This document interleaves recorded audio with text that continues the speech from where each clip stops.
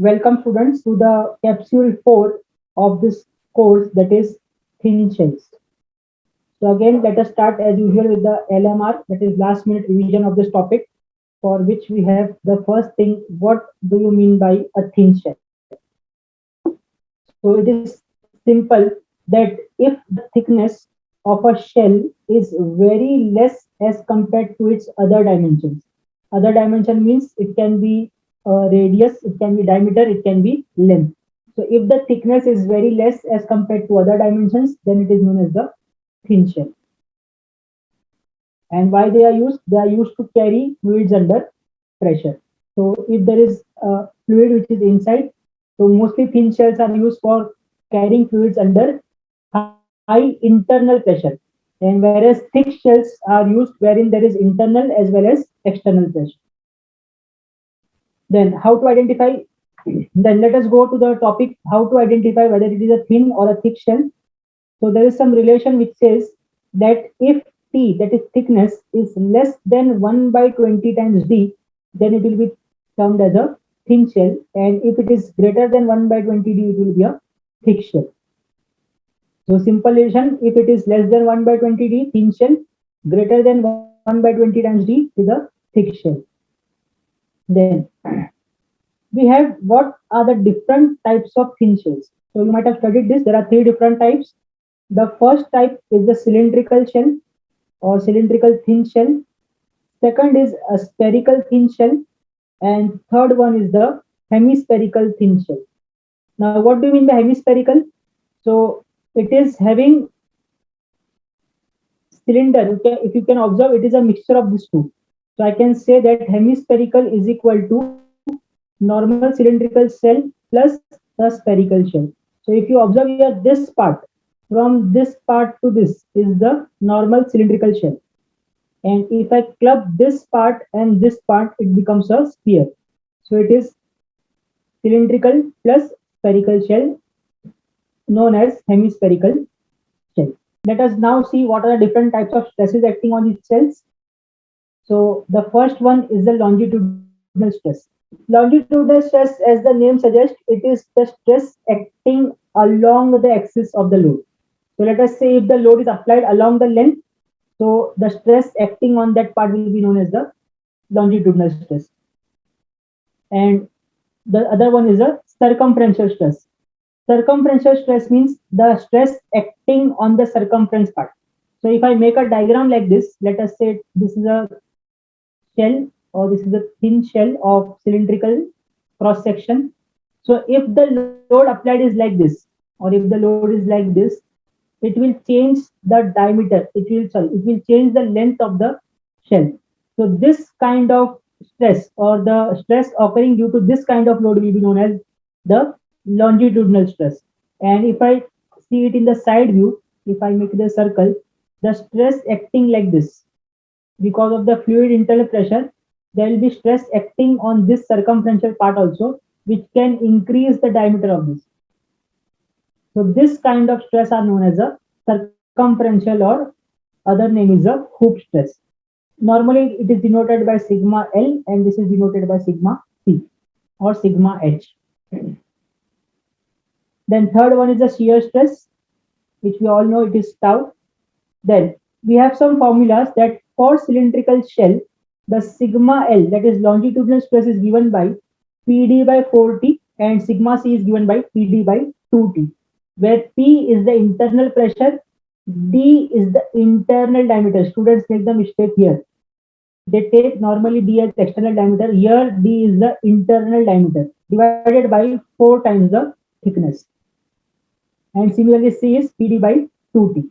And tau is given as, that is shear stress is given as PD by 8T, which is also found out by formula sigma C minus sigma L by 2. So if you take the difference of circumferential and longitudinal stress or divided by 2, you will get answer for shear stress.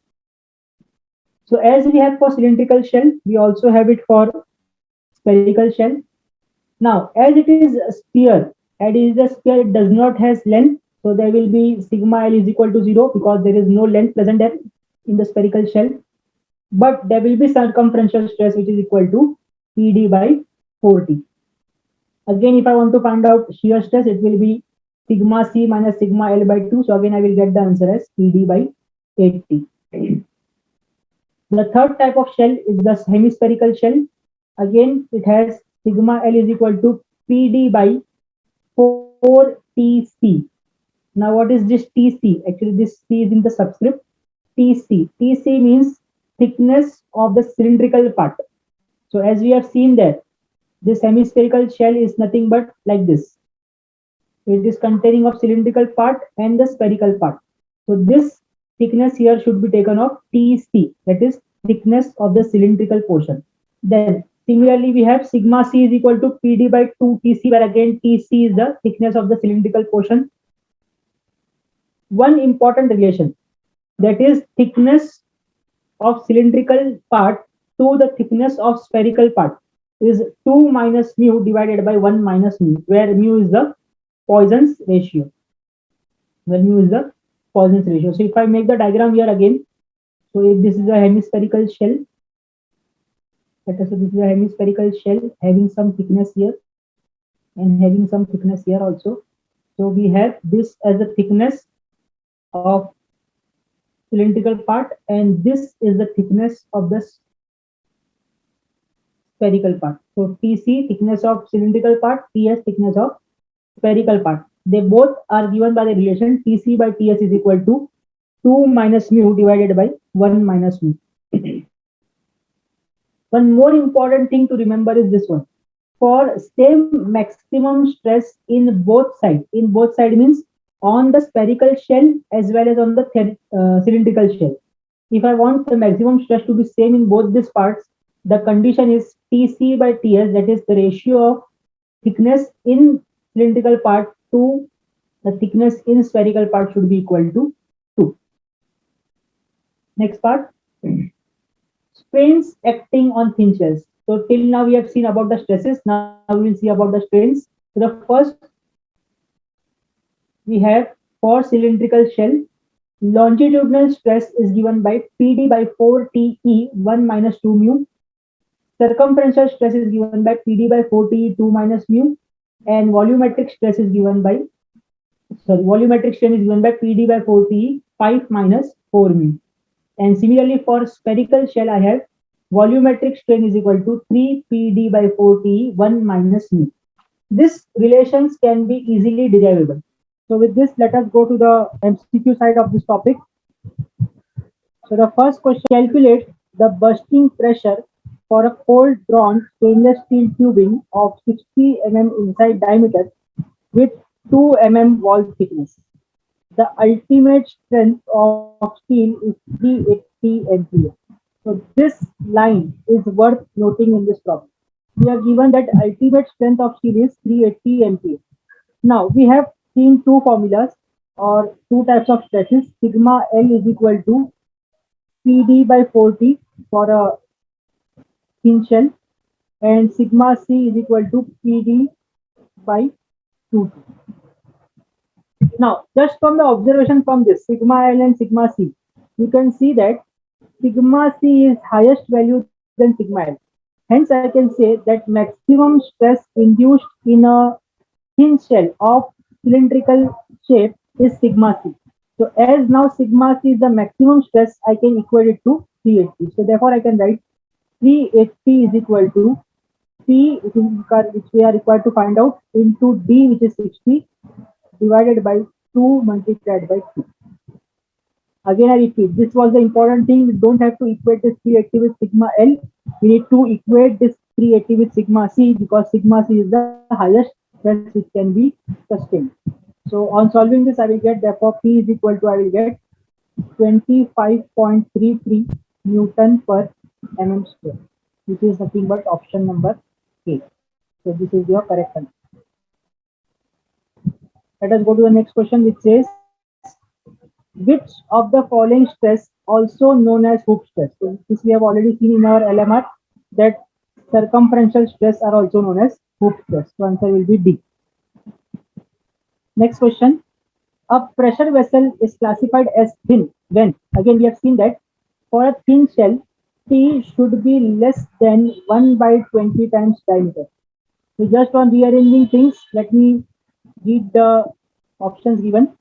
It is diameter to thickness ratio less than 20, no. Diameter to thickness ratio equal to 20, no, it should not be equal. Diameter to thickness ratio greater than 20, yes. If I rearrange this equation, I will get this answer that the diameter or to thickness ratio should be greater than 20. So this is the answer. Next, gas pipes is an example of. So most of you must be having gas cylinder in your home.